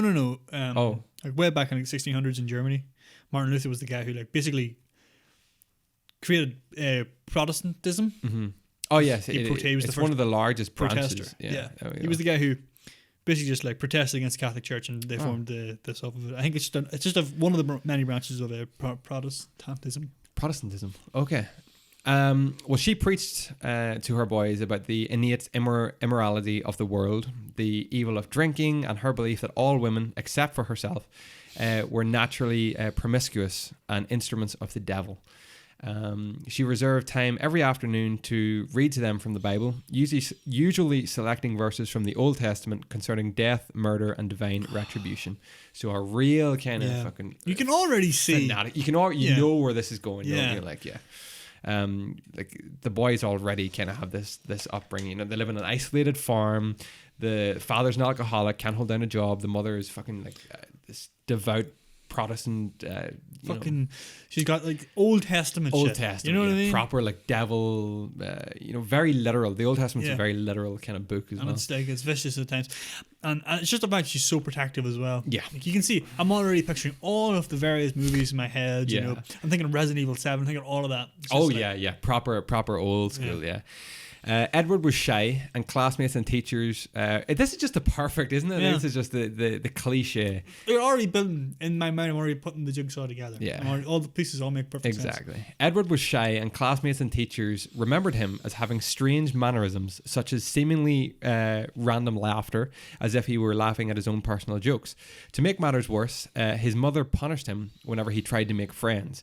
Despite his poor social development, he did fairly well at school, particularly at reading. So that's a little bit just about his upbringing. On April 1st, 1940, Ed's father, George, died of heart failure caused by his alcoholism. He was 66 years old. Henry and Ed began doing odd jobs around town to help cover their living expenses. The brothers were generally considered reliable and honest by residents of the community. Both worked as handymen. Ed also frequently babysat for neighbours. He enjoyed babysitting, seeming to relate more easily to children than adults. Very childish, kind of sheltered upbringing has brought this on. That's the way I see it anyway. Lack of sort of social mannerisms, socializing. Yeah. Henry began dating. Henry, who's the other brother, began dating a divorced single mother of two and planned on moving in with her. Henry worried about his brother's attachment to their mother and often spoke ill of her around Ed, who responded with shock and hurt. On May 16th, 1944, Henry and Ed were burning away marsh vegetation on the property when the fire got out of control, drawing the attention of a local fire department. By the end of the day, the fire having been extinguished and the firefighters gone, Ed reported his brother missing. With lanterns and flashlights, a search party searched for Henry, whose dead body was found lying face down. Apparently, he had been dead for some time, and it appeared that his cause of death was heart failure, since he had not been burned or injured otherwise. It was later reported in Harold Schitzer's biography of Gein, called Deviant, that Henry had bruises on his head. Oh my God. The police dismissed the possibility of foul play, and the county coroner later officially listed asphyxiation as the cause of death, so from probably the smoke inhalation or whatever from the fire. The authorities accepted the accident theory, but no official investigation was conducted, and an autopsy was not performed. Some suspected that Ed Gein killed his brother. Questioning Gein about the death of Bernice Warden in 1957, state investigator Joe Wilimowski brought up questions about Henry's death. George W. Arndt, who studied the case, wrote that in retrospect it was quite possible and likely that Henry's death was the Cain and Abel aspect of this case. So Cain and Abel is a story from the Old Testament and the book of Genesis. Cain and Abel are the two sons of Adam and Eve. Cain, the firstborn, was a farmer, and his brother Abel was a shepherd. The brothers made special sacrifices to God, each of his own produce, but favoured Abel's sacrifice instead of Cain's. Cain then murdered Abel. Gein and his mother were now alone. Okay. Now I'm thinking of the movie Psycho. Yeah. So you have this guy who's been brought up in this not rough upbringing, but very sheltered upbringing, kind of been force fed from his mother, from her views on Lutheranism. Is that? Yeah, Lutheranism.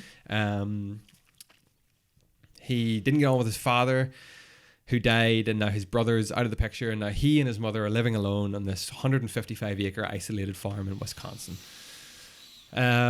Augusta had a paralyzing stroke shortly after Henry's death, and Gein devoted himself to taking care of her. Sometime in 1945, Gein later recounted that he and his mother visited a man named Smith, who lived nearby, to purchase straw.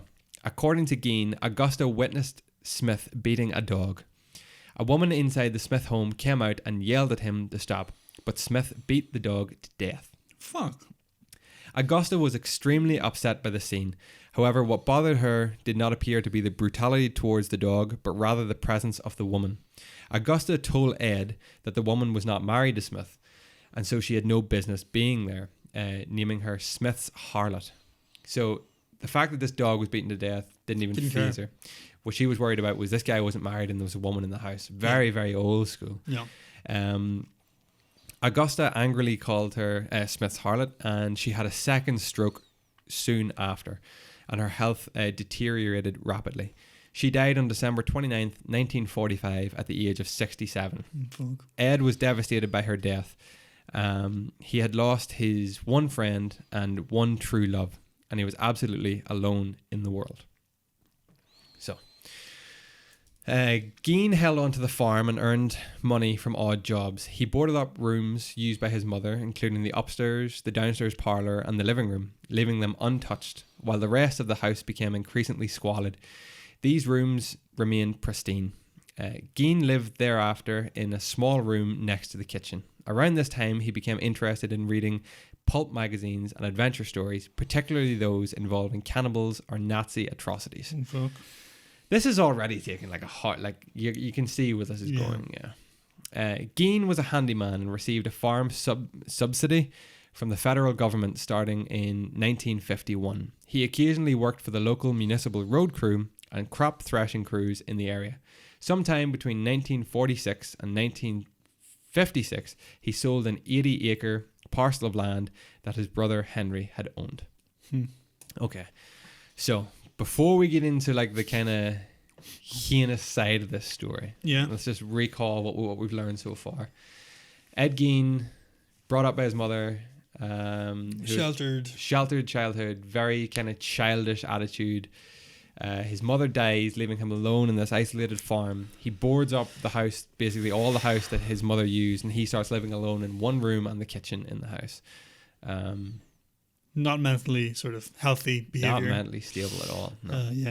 It just sounds like he never had a chance as a kid, the way his mother sort of coddled him. His dad basically wasn't there. No. And he was fed all of this rhetoric from the Bible. Yeah. And then obviously something snapped. I mean, it sounds like he killed his brother. Like, I mean, it sounds that's definitely what happened.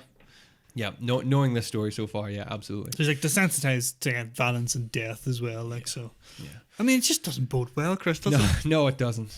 On the morning of November 16th, 1957, Plainfield hardware store owner Bernice Warden disappeared.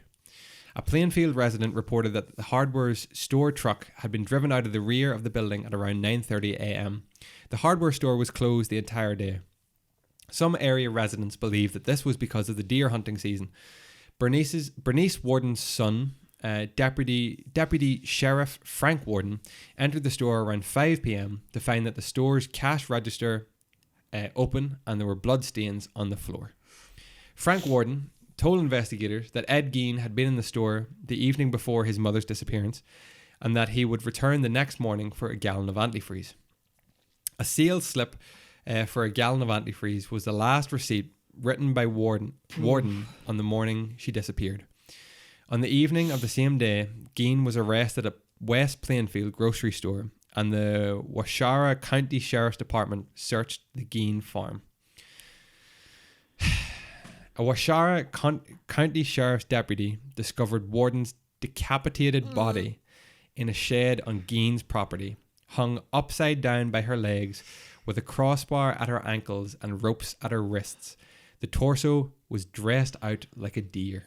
Oh. She had been shot with a .22 caliber rifle and the mutilations were made after her death.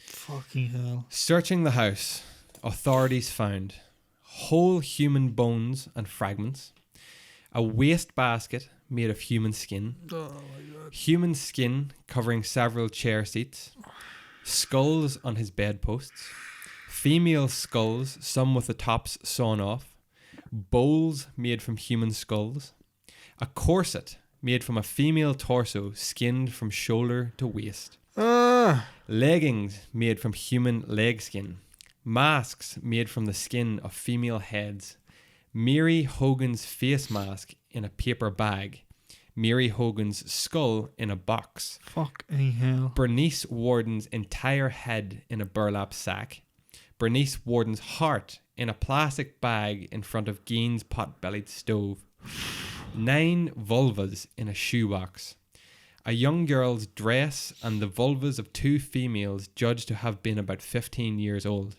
a belt made from female human nipples, 4 noses, a pair of lips on a window shade drawstring, a lampshade made from the skin of a human face, and fingernails from female fingers.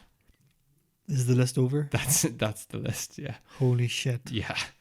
That is that's the stuff of horror movies. That's just inhumane. It's beyond it. I can't even. Yeah. You just kept going. No. The list was just exactly. Holy fuck. These artifacts were photographed. Artifacts? Yeah, were photographed at the State Crime Laboratory and then destroyed. When questioned, Gein told investigators that between 1947 and 1952, he made as many as 40 nocturnal visits to 3 local graveyards to exhume recently buried bodies while he was in a dazed-like state. Okay. On about 30 of those visits, he said he came out of the state while in the cemetery, left the grave in good order, and returned home empty-handed. On the other occasions, he dug up the graves of the recently buried middle-aged women he thought resembled his mother, and took the bodies home where he tanned their skins to make his paraphernalia. Holy shit. So he didn't actually kill... He didn't kill the majority of these people? No, just he's been done for the murder of the warden, the lady who owned the hardware store. Yeah. But the rest of these, he just decided to go to 3 cemeteries, dig up the bodies of these ladies who had been recently buried because, the skin was still intact and their body's still intact. Yeah. Dig them up, bring them back to his home, and make this paraphernalia, if you like. Gein admitted to stealing from 9 graves from local cemeteries and led investigators to their locations. Alan Wilimowski of the State Crime Laboratory participated in opening 3 test graves identified by Gein. The caskets were inside wooden boxes and the top boards ran crossways, not lengthways. The tops of the boxes were about 2 feet below the surface of sandy soil. Gein had robbed the graves soon after the funerals while the graves were not completed. The test graves were exhumed because authorities were uncertain as to whether the slight Gein was capable of single-handedly digging up a grave during a single evening. They were found as Gein described. 2 of the exhumed graves were found empty. 1 had a crowbar in place of the body. One casket was empty. One casket Gein had failed to open when he lost his pry bar, and most of the body was gone from the third grave. Fuck. Yet Most of the body. Yet Gein had returned rings and some body parts, thus apparently corroborating Gein's confession. Soon after his mother's death, Gein began to create a woman suit, so that, and I quote, he could become his mother, to literally crawl into her skin. Gein denied having sex with the bodies he exhumed, explaining, "This smelled too bad." During state crime laboratory investigation, Gein also admitted to the shooting death of Mary Hogan, a tavern owner missing since 1954, whose head was found in his house, but he later denied memory of details of her death. A 16-year-old youth whose parents were friends of Gein, who attended ball games and movies with him, reported that Gein kept shrunken heads in his house, which Gein had described as relics from the Philippines sent by a cousin who had served in the islands during World War II. Upon investigation by the police, these were determined to be human facial skins carefully peeled from corpses and used by Gein as masks. Gein was also considered a suspect in several other unsolved cases in Wisconsin during the 1953 disappearance of Evelyn Hartley, a lacrosse babysitter. So, apart from, what's her name? Warden. This other lady, Hogan, what was her name? Mary Hogan, who was a tavern owner who had been missing since 1954. He admitted to shooting her as well. And her head was found then in Gein's house. He kept shrunken heads in his house. During questioning, Washura County Sheriff Art Shirley reportedly assaulted Gein by banging his head and face into a brick wall. As a result, Gein's initial confession was ruled inadmissible. Shirley died of heart failure at 43 in 1968 before Gein's trial. Many who knew Shirley said he was traumatized by the horror of Gein's crimes, and along with fear of having to testify, especially about assaulting Gein, caused his death. One of his friends said he was a victim of Ed Gein's as surely as if he had butchered him. So he kind of had this pull, this kind of... Well, like, I mean, he's seen these awful things that he done. Like, obviously, like, hard to see. Imagine finding all of that stuff. I can't even... And then just seeing the man who did it. Like, can't even imagine what finding that shit would be like. Fuck me, hey. And then you're going to get in trouble because you were fucking bashed his head into a wall. Like, not many people would blame you for that. No. On November 21st, 1957, Gein was arraigned on one count of first-degree murder in Washura County Court, where he pleaded not guilty by reason of insanity. Gein was diagnosed with schizophrenia and found mentally incompetent and thus unfit for trial. He was sent to the Central State Hospital for the Criminally Insane, a maximum security facility in Waupun, Wisconsin, and later transferred to the Mendota State Hospital in Madison, Wisconsin. In 1968, doctors determined Gein was mentally able to confer with counsel and participate in his defense, and the trial began on November 7th, 1968. Lasted 1 week. A psychiatrist testified that Gein had told him that he did not know whether the killing of Bernice Warden was intentional or accidental. Gein had told him that while he examined a gun in Warden's store, the gun went off, killing Warden. He testified after that to trying to load a bullet into the rifle. It discharged. He said he had not aimed the rifle at Warden, and nor did he remember anything else about what happened that morning. At the request of the defence, Gein's trial was held without a jury, and with Judge Robert H. Gulmar presiding. Gein was found guilty by Gulmar on November 14th. A second trial date with Gein's sanity after testimony by doctors for the prosecution and defence. Gulmar ruled Gein not guilty by reason of insanity and ordered him to commit to Central State Hospital for the Criminally Insane. Gein spent the rest of his life in a mental hospital. Probably sounds about right. Yeah. He was considered. Gein was only trial for one murder, that of Mrs. Warden. He also admitted to killing Mary Hogan. So what all them bodies, like all that was grave robbing? Grave robbery, yeah. That literally went down as grave robbery. So he was tried for the murder of two people, which he basically confessed to, but was found not guilty through reason of insanity, as he was diagnosed with schizophrenia and instead sent to a mental hospital, maximum after security. Like 10 years or so, he tried to go through the case again.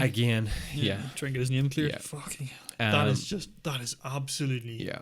that is literally insane. It's skin by crawling, definition, that is insane. Ed Gein's house on 195-acre property were appraised at $4,700, equivalent to $42,000 this year. His possessions were scheduled to be auctioned on March 30th, 1958.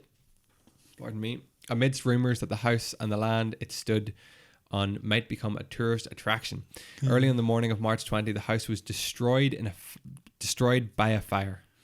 A deputy fire marshal reported that a rubbish fire had been set 75 feet from the house by a cleaning crew tasked with the disposal of trash. Arson was suspected, but the case of the fire was never officially determined. When Gein learned of the incident while in detention, he shrugged and said, "Just as well." Yeah.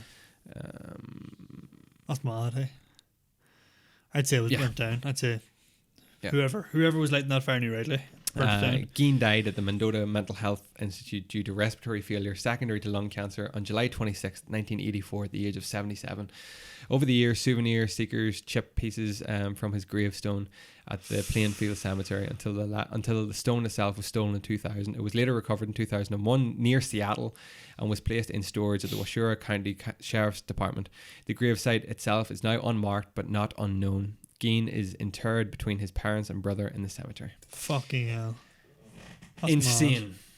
mad. Insane. So, I mean, this is probably no surprise. This is the inspiration for Texas Chainsaw Massacre. Texas Chainsaw Massacre.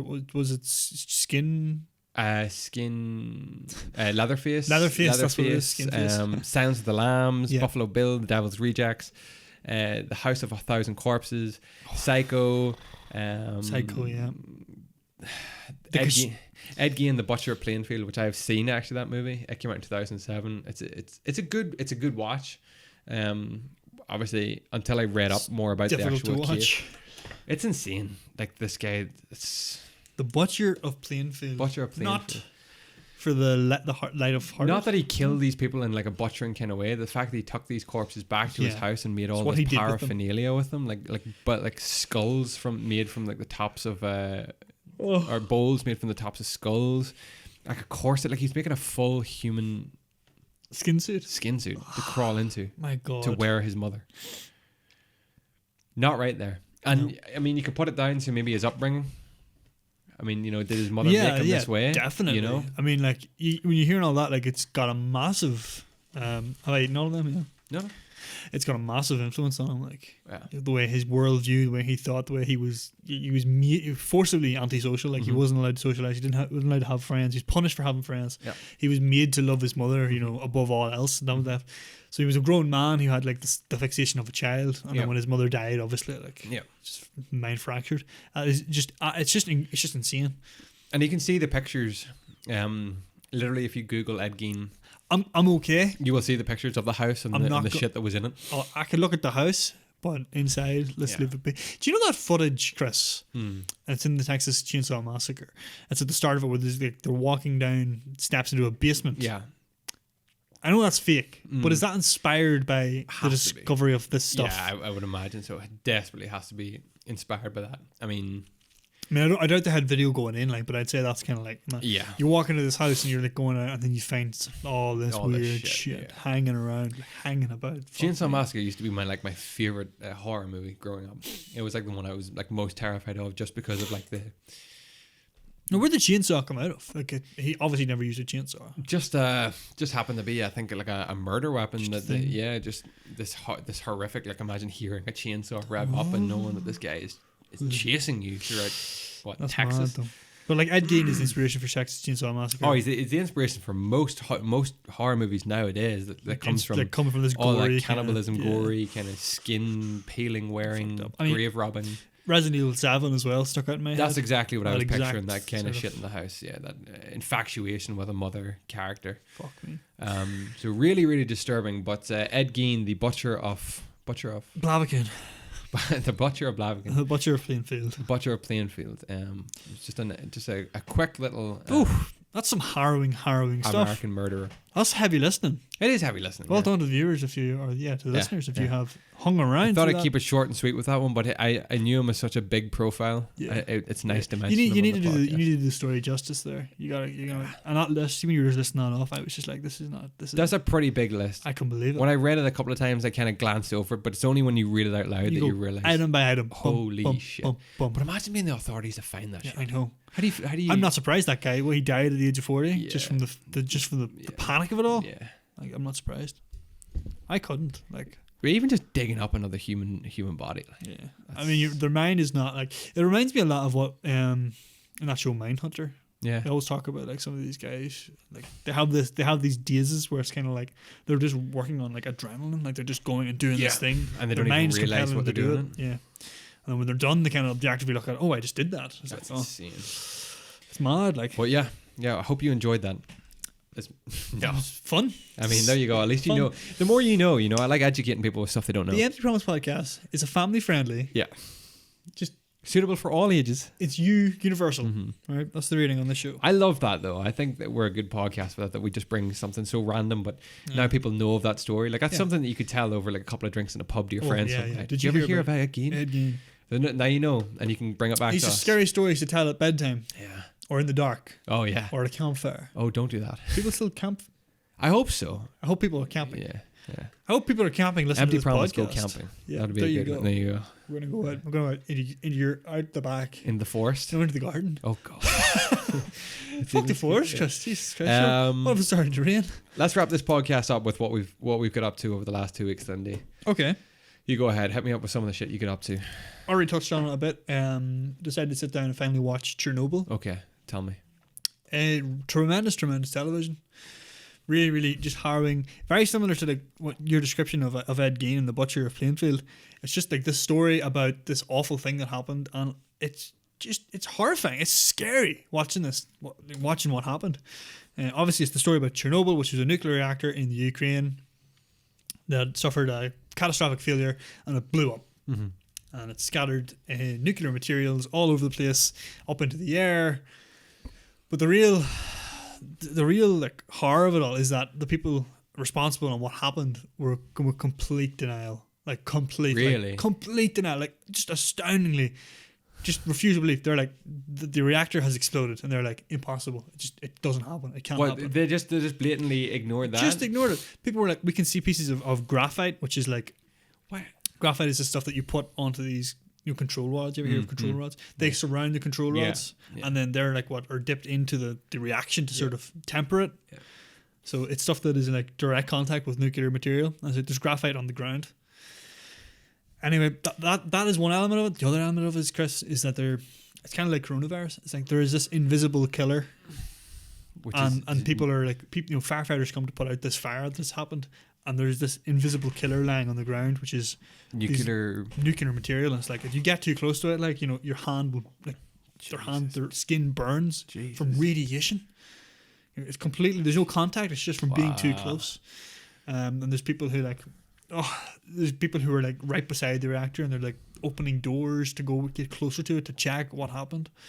Oh, it's crazy. Is it true that they tried to hide this from like Western news and all? Yeah, absolutely. That's one of the big things in it is like they tried to cover this up. They tried to cover it up. They said it was a small incident, nothing to worry about. And like, part of that was because the people who, when it happened, they had these recording devices, like like Geiger meters. Geiger meters. Yeah. They called it something else, but they had those, and they were like reading of like 3 point something, and they were like, that's not the worst in the world. Like, it's not good, but it's not. I think they say it's not good, not terrible, whatever.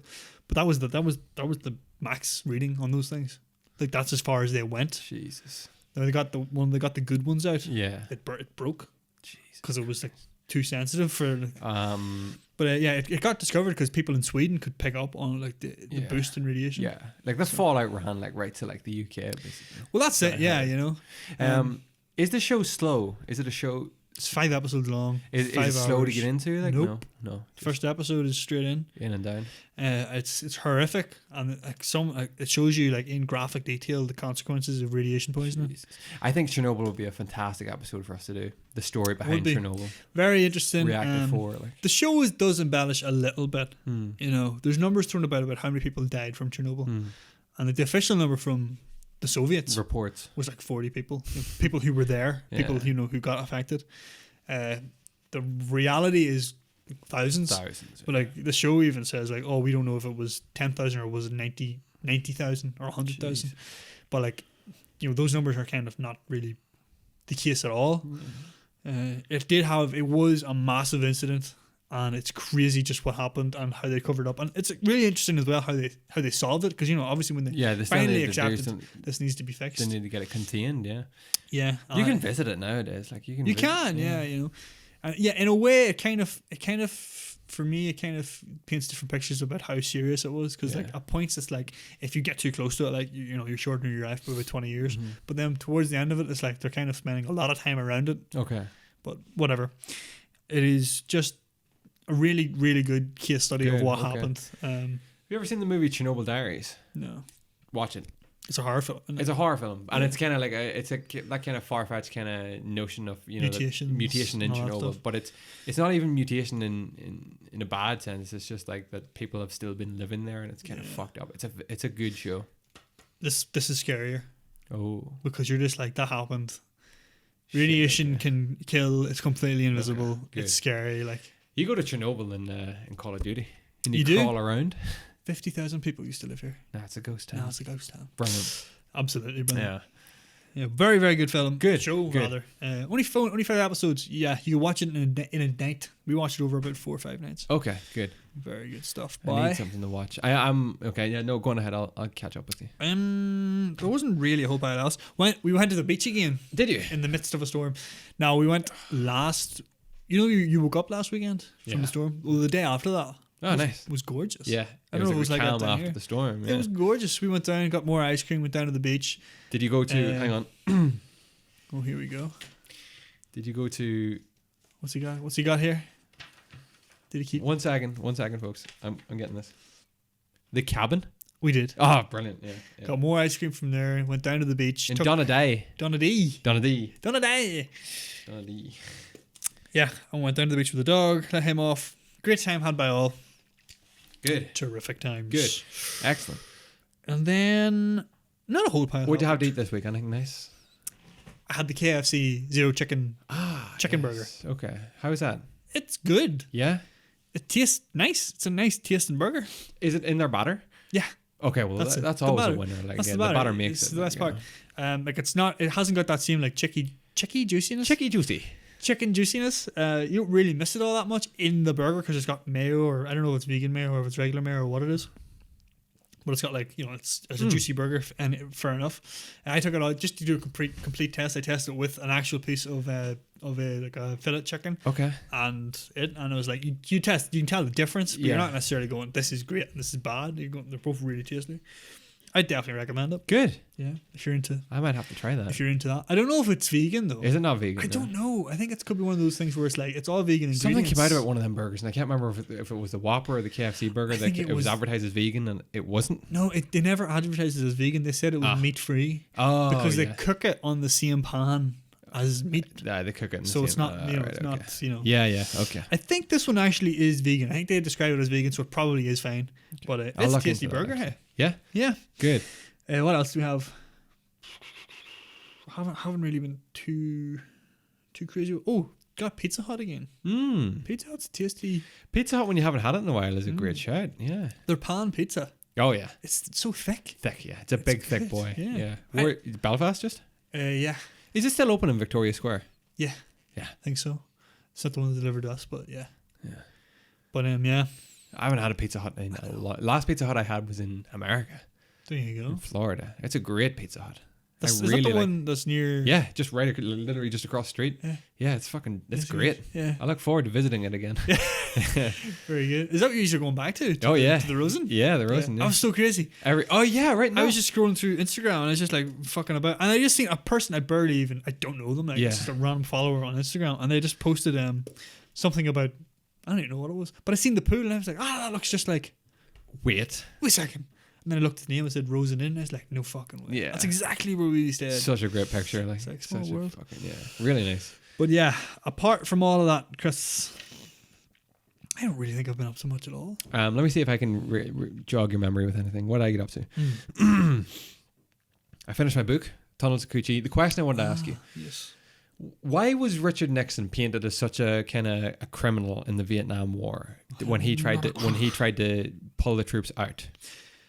Oh, I'm not actually sure. Yeah, because he came towards the end of the Vietnam War. Came, yeah, and his first thing was to pull the troops out. So why was he painted as such a criminal? It was the guy beforehand who sent them all in. Was Lyndon B. Johnson? Yeah, Johnson. Yeah, I'm not actually sure, to be honest with you. No, I thought you might have known. I don't think he was like in the book. Do they talk about him being like portrayed negatively because of Vietnam? No, they just said that he came up against some kind of backlash.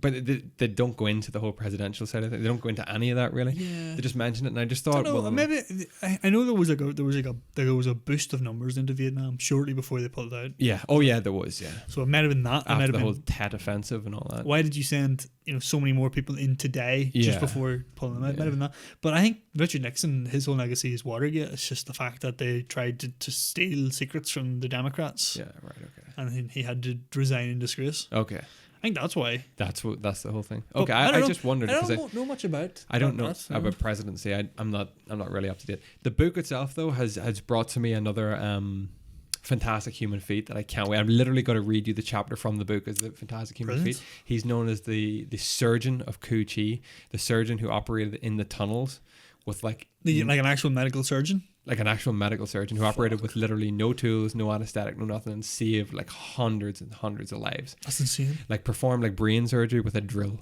What? Yeah. What? That kind of shit. So Successfully. Yeah. Unbelievable. Like the Viet Cong were unbelievable when you read about it. They were a machine. Like. Yeah, unbelievable. And they're the enemies. They're the bad guys. I know. In all the movies and all. It's I know. just like they were just defending their fucking. Their turf. Like yeah. But yeah, I finished that book. I'm currently reading The Alchemist. Did you ever hear The Alchemist? No. What is it?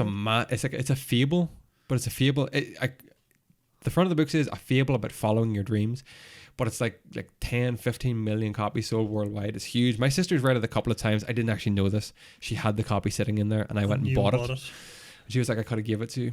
But it's very good. It's just a nice, short little story so far about a boy who wants to go and find treasure. And he meets this guy in a town, this old man in the town who kind of tells him how that he should be following. He's a shepherd, and he tells him how he should be following. It's very good. There's a lot of life lessons you can take out of it. Fables. I think fables sometimes are better than advice. Yeah. Oh yeah. Yeah. Because you can hear someone tell you to do something a million times. Fables and parables are my two favorites. Yeah. But a fable, you're kind of like you put yourself in that story, you put yourself in that adventure, and then you're like, I could do that. Such a nice little easy read. I hope to finish it now by tomorrow. And then I'm having a dilemma with books with Tim Ferriss. Oh right. Oh, did you read any of the books I gave you? I'm about a third of the way through. Which the 4 hour. What do you think of it? There's parts of it that I really. Do you find it preachy? Yes. Yeah. Okay. Good. I feel like Tim Ferriss is trying to sell me his snake oil. Yeah. I feel like I could be reading Secret Sauce. I feel at parts I could be reading, The Secret, that book. Yes. I feel at parts I could be reading that. But other times I feel like I'm reading, that's very sensible. That's very good advice, yeah. There's the things where let's do that challenge where you maintain eye contact with people, and that challenge where you just say no to people all the time. I'm like, that's interesting, but that feels like a stunt. That feels like a... You think? I feel like if I went to like a conference by Jordan Belfort, you send me this pen. Yeah. That's what I feel like what's happening there. Yeah, okay. The stuff I really enjoy is like... define your worst case scenario, write it down on a piece of paper. I enjoy that very much. So. I did that and I was like, to be fair, like... It's not all that bad. Exactly. Yeah. I don't think I'd die. Yeah, if things went this badly. I don't think it's the end of the world. And he's like, if that's the worst that can happen, why not try the thing you want to do tomorrow? Yeah. And he's like, and that... It's inspirational that way. Yeah. I've started to think about, maybe where do I want to be now at the end of this year? Maybe I don't want to be working where I'm working. Maybe I want to try something different. Good. So looking at that type of stuff. But the virtual assistant stuff, I just cannot get into. That's where I tuned out. Yeah. Completely tuned out. I was like, I don't care about this because I don't want to hire a VA. Yeah. And maybe it makes no sense to me. at the time he was writing it, it made sense. I just do not get it at all. No, like no. I don't see the benefit. Why would I want to hire a virtual assistant to like for me be like, okay, we have a podcast coming up on Ed Gein, go and do my research for me. Do you know what I mean? That's great and all. That's great and all. You'd have a lovely page of research, probably. But you're probably going to pay like.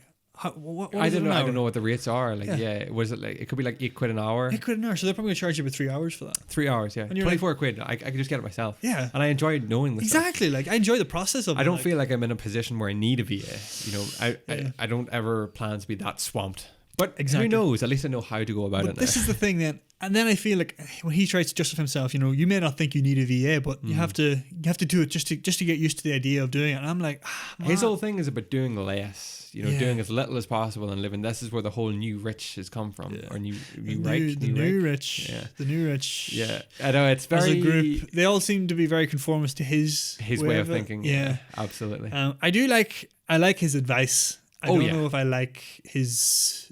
What is it? His his philosophy, his practices. Okay, yeah. I don't know if I like his philosophy, but he has good advice within there. I think you're probably right. I realize I would really when you give me the 2 books, you give me 4-hour work week and Tools of Titans. And I was like, I want to read 4-hour work week. I don't think I want to read Tools of the Titans. Now I'm completely switched because I feel Tools of the Titans isn't going to be kind of preaching this is the way to live. This is the way Tools of the Titans is literally a book about other people. It's going to be practical advice. Yeah, and it's I think all very that's good. the part of Tim Ferriss's book so far that I've enjoyed is the practical advice. So I think you're probably right. I'm probably going to switch now. Good.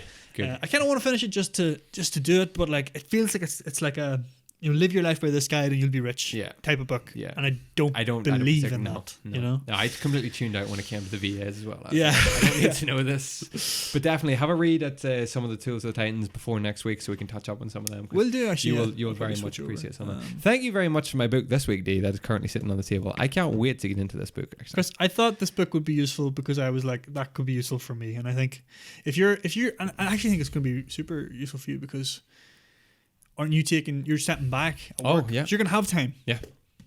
Yeah. You're going to spend it. Yeah, now I'm going to know how to spend my time. I'll be honest, I just seen it on Amazon when I was doing my Christmas shopping and I was like, fuck, that'd be a good book for Chris. Thank you. I very much appreciate Hopefully that. it's not garbage. No, I don't think it will because it's like one of the bestseller of Suffolk yet. Yeah, there you go. I mean what's not to James like Wallman. Speaking of books, I picked up those 2 Stephen Fry books yesterday in Tesco. 2 for £8 and I was like, I have to get that. That's good value. Because that Mythos book is supposed to be fantastic. And I listened to him on Graham Norton talk about his new book, which was Heroes, and I can't wait to get stuck into those little short stories, very similar to Neil Gaiman's Norse mythology. Exactly, yeah. And all about ancient Greece. Very much looking forward to that. I'm going to redo my bookshelf today as well because we're desperately running out of space for books as well. So terrific. That's good stuff. But I've got up to very little this week. I had no data on my phone for like the last week and a half, so I've had no Netflix, no nothing. I've just kind of went back to like old school, just reading and that kind of stuff. Regular television. My data renewed today, but I only have a couple of episodes left of the 2nd season of Fargo. I'll probably catch up with them as the month progresses, but I'm in no rush to watch anything. I want to go to the cinema. I'm thinking about seeing The Invisible Man. The Invisible Man? Yeah. What is it? You know The Invisible Man? Like the fucking, the dude. Oh, have you seen, sorry, just speak of The Invisible Man. Have you watched Marriage Story yet? No. Okay. No, haven't got around to it. You should definitely watch it. No, yeah, it's by on next my list. week. That's your A Quiet Place is coming to Netflix next month or next week. A Quiet Place 2? No, A Quiet Place 1. Okay. When is A Quiet Place 2 is out like next month or the month after. We have to go and see it for the podcast. Okay. Have you seen A Quiet Place? No, that's what I'm saying. That's what I'm saying. Let's go and watch it next week when it's out on Netflix. Okay.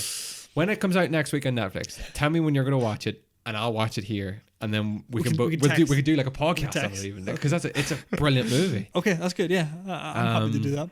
And A Quiet Place 2, then we'll go to the cinema to see that. Oh yes, excellent! I'll look forward to that. Is he making plans? What is the Invisible Man? The Invisible Man is it kind of looks like Slenderman. Okay, I'm really confused about it as well. Okay. It's is it a horror? No. Yeah. Oh, okay. Well, I think it's a horror anyway. It's comedy. Let me see.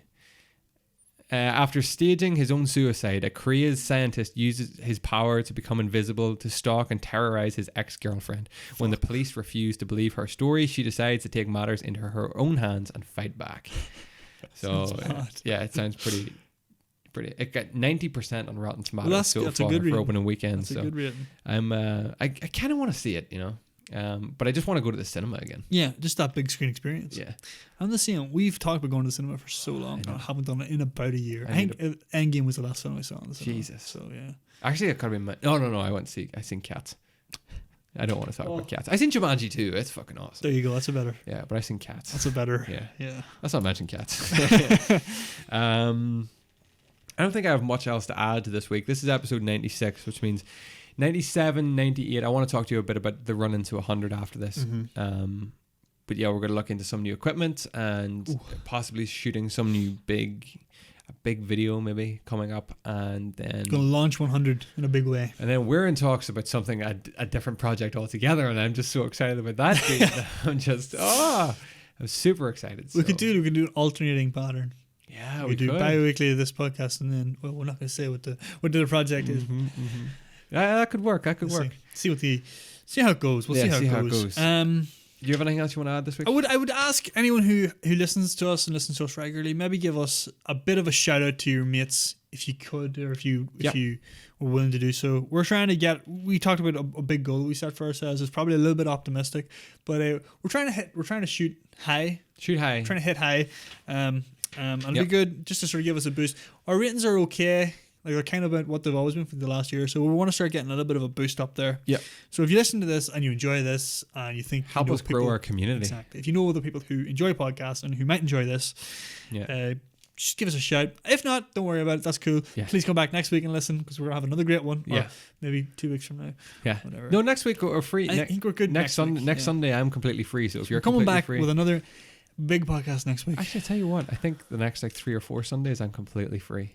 There you go. That could be very good. We'll be coming to you on the regular, and we're talking about other things, videos. Chris mentioned big videos. Yeah. Run up to 100. We're going to be planning something big for that as well. And generally, we're just going to be a little bit more active. Yeah. You'll be seeing and hearing more of us. Yeah. So. Yeah. That is the biggest empty promise you'll hear all week. That is the biggest empty promise. No, definitely. Yeah. Do try to give us a shout out to any of your friends who are interested in listening to 2 Northern Irish guys. Northern Irish talk every week about the podcast. So. That's it. Well, we've got range though. We're not just we're Northern Irish, and we're Irish as well. We're also from the UK. Yeah, and we're also from Europe. Yes. So if you know anyone from any of those places, at the minute, you know anyone from any of those places, we're relevant. No, exactly. We're very relevant. Yeah. It's all relevant, please, James.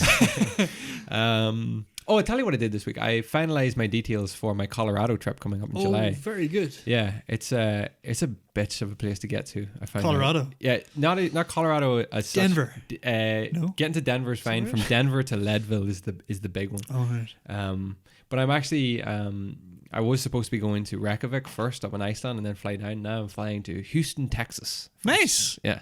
Houston's meant to be awesome. Yeah, I'm flying in there and then going to spend a bit of time there and fly on then to Denver. Like a day or so? Or? Yeah. Nice. Then fly on to Denver and then from Denver to Leadville. And then from Leadville to Denver to Reykjavik to back. No, sure, why not? Yeah. But that's what I did this week. Yeah, I knew there was something else.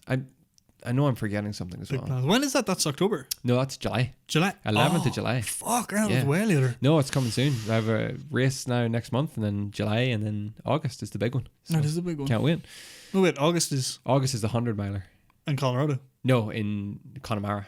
Oh, Connemara. Yeah. Oh, yeah. Oh, you're doing Colorado's the 50. the big one because I have to travel to Colorado. Yeah. But it's 50. It's 50. And then you qualify for 100 the following year? Hopefully. What do you have to do for the 50 in the 50 to get qualified for 100? So I need to finish either top within one of the top in my age category, which I'm not sure I don't know what the categories are yet, to get automatic qualification. If I don't get automatic qualification, I need to finish within the time parameters of the cutoff time, which I'm assuming is going to be about 10 to 12 hours, to get entered into a lotto. Yeah. And if I'm in the lotto, then I could earn a place. Well, fair enough. Which if I get, I'll defer to 2021, and if not, I'll just decide what I'm doing after that. Get on. I got word this previous week there that I may have a chance to run in the New York City Marathon in November for autism awareness. That's awesome. That's great. Yeah. The New York City Marathon is like super competitive to get into, isn't it? Yeah, you can't get in. Yeah. So you can get in through charity, and it's actually my area manager has asked. It's obviously close to her. Yeah. And she has said if she takes the place, and would I be willing to run it, and we can fundraise together then to get the money to get in. And I was like, absolutely. So I think I'm gonna finalize that this week, hopefully, and know by next week whether I'll be running in New York in November. That's sick, Ed. Yeah, you're gonna be running all over the world. It's pretty cool. Yeah, it kind of takes you everywhere, which is awesome, and it's all paid for as well, so you don't have to worry about it. That's fucking awesome. You just get to go and run fucking New York City Marathon, which is class. So looking forward to finding out about that this week. So big week ahead. Yeah, a lot of big things happening. A lot of big coming things up on the horizon. Yep. I might be getting a new conditioner, so are you? We'll see how that. Good. I hope. We're not finalized. I don't want to commit to anything. I hope to hear about that next week, though. Yeah, I'll let you know. I want to touch your hair next week. Ladies and gentlemen, boys and girls, thank you very much for tuning in to what is episode 96. We will see you all next week, bright-eyed and bushy-tailed. Goodbye and God bless. Bye-bye.